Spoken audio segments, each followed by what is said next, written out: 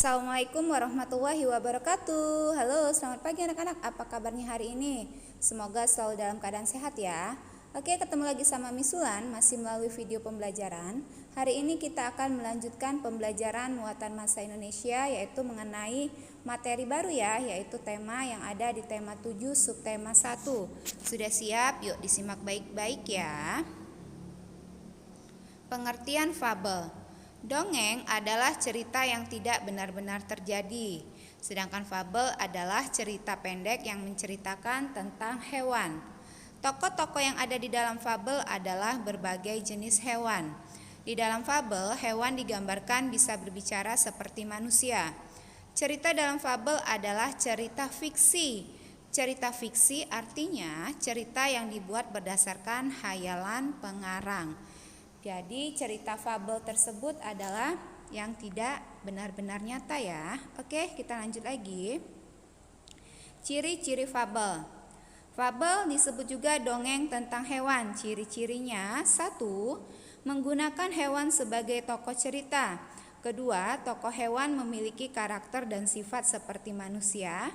Ketiga, memiliki alur cerita, dan keempat, memiliki pesan-pesan kebaikan di dalam ceritanya. Ya, jadi dalam setiap cerita fabel itu kita bisa ambil pesan moralnya ya, anak ya. Kita lanjut lagi. Unsur intrinsik fabel. Unsur intrinsik adalah unsur yang membangun karya sastra. Unsur intrinsik fabel adalah sebagai berikut. 1. Nama tokoh atau jenis hewan yang terdapat dalam fabel. Kedua, sifat setiap tokoh. Ketiga, peristiwa penting yang terjadi dalam fabel. Keempat, pesan atau nasihat yang ingin disampaikan oleh fabel kepada pembaca. Ya, jadi itu beberapa unsur intrinsik yang ada di dalam fabel.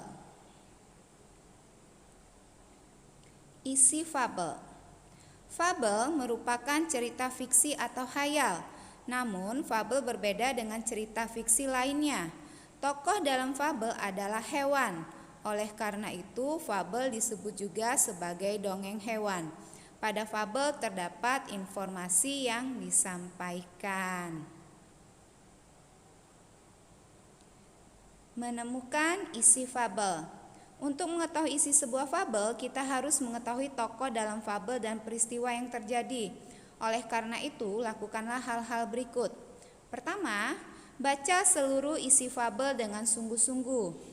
Kedua, catat nama-nama tokoh yang ada dalam fabel. Ketiga, catat juga sifat tokoh dalam fabel. Keempat, perhatikan peristiwa yang terjadi atau dialami oleh tokoh. Kelima, tuliskan peristiwa tersebut menggunakan bahasamu sendiri. Oke, jadi itu materi mengenai fabel ya nak ya.